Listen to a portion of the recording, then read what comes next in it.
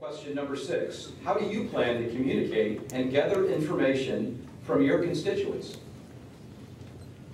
You know, when I got elected to Congress, we recognized what the problem was, and we recognized what the pressures would be, and we recognized the concept of servant leadership.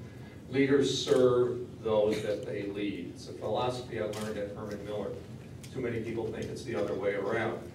But Diane and I decided that the most effective way to stay grounded with our constituents was very simple. Pete, you're going to Washington. You're not going to get a place to live. So for 17 years and 9 months, every night that I was in Washington, I went over to my file drawer, I pulled out a pillow and a sleeping bag and threw it on my couch. And as soon as we got done voting, I went home. And when I had to be back for votes, I was back on for the votes, and I was back on my couch and the pillow. But it enabled me not only to do the town meetings, to do the telephone town hall meetings and do all of those kinds of things, but it made sure that my family lived in Holland, my kids went to school in Holland, I would buy groceries. When gas prices went to $3 a gallon, what did I know? My family wouldn't go with me to go fill up the gas tank because it would take me a half hour. Why? Because it wasn't a town hall meeting. It was just, hey, Pete, what's happening with gas prices? And then it would be the next person, the next person. They said, Pete, we're not going with you. We're not going to the grocery store with you. But the way you stay grounded is we made the commitment to stay living in our community and be a part of that community and live the same life. And so we never moved to Washington, D.C. And we did everything that we could to make sure that we kept the shared values of our constituents, the people that had elected me and the people that I was elected to serve. And that's the same kind of thing. I'm not promising I'm sleeping on a couch. My back is getting to be a little sore for that. But we will continue the same principle of living in the state. This is home, not Washington, D.C.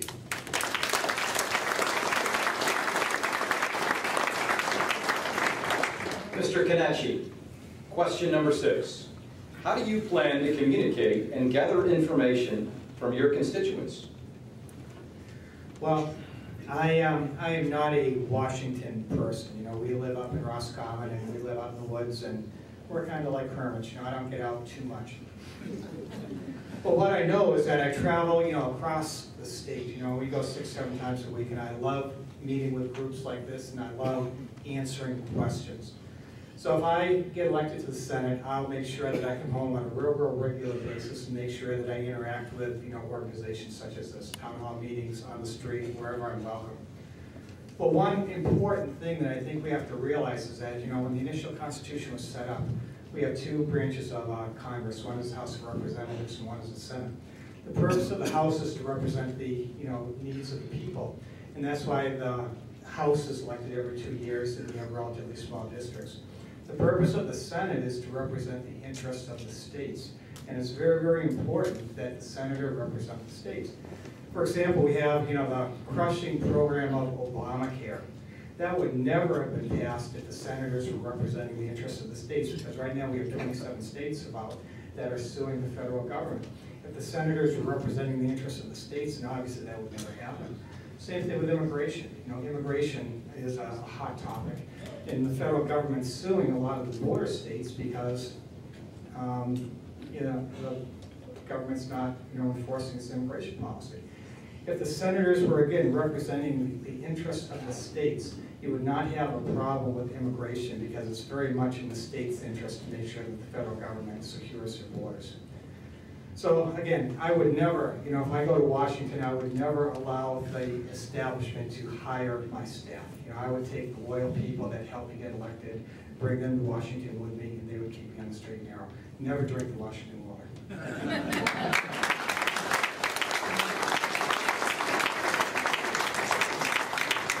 Mr. Bowman, question number 6. How do you plan to communicate and gather information from your constituents?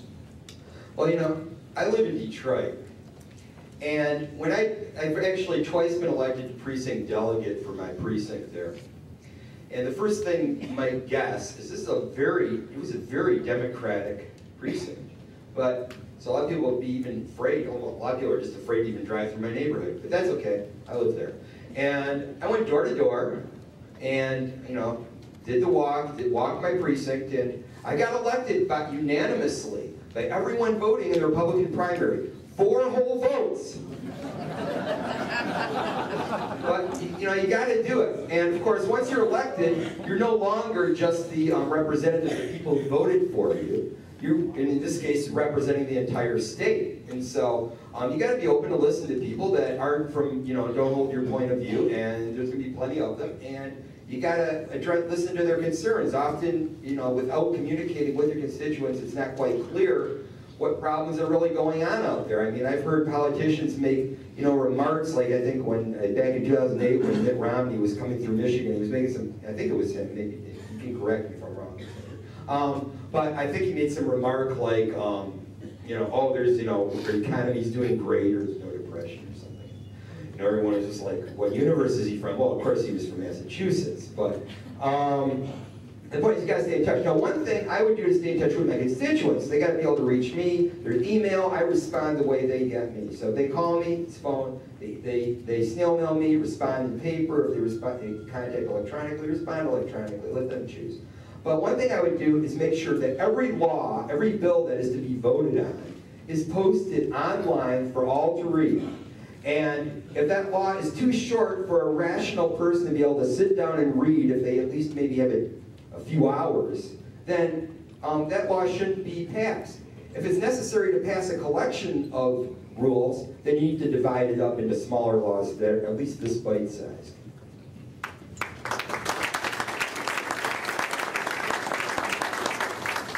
Mr. Hackman, question number 6. How do you plan to communicate and gather information from your constituents?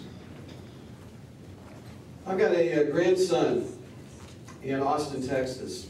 I've got a bunch of grandsons in Austin, Texas, or a number of them, but one of them is 5 years old, and little Milo, and my daughter was talking to him the other day and said, Grandy, that's what they call me, Grandy is running for Senate against Debbie Stabenow.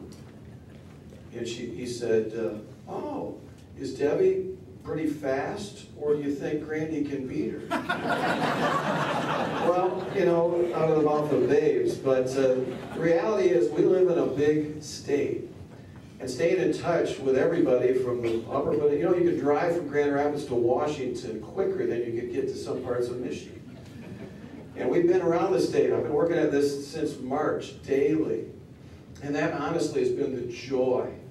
There's a lot, this is the hardest. It is like a race. Milo was right, it's like a marathon. But there's times where you are just wondering, can we go on? But there's 2 things that keep you going. One of those is just the passion in your heart. You want to see our country win. You want to see it come back from the brink. And that comes from the bottom of my heart. The other is to meet people like you. And we've met, I bet I know at least half of the people in this room. Just have met you across the state. And it gives me a warm feeling just to see you again. Sorry if I can't remember your names. I'll work on it. But that has been a treat. But I'm going to tell you, how can you stay involved? Facebook. I purpose every vote I would make in Washington, and every time I have a prayer need or a special need of trying to communicate, and if I can carefully do that, I'll put it on Facebook. That's a good way to get immediately to you so that you can understand what I'm facing. And I want to take, it's a 2-way street. I want to hear as people that are the important part of this state. Thank you.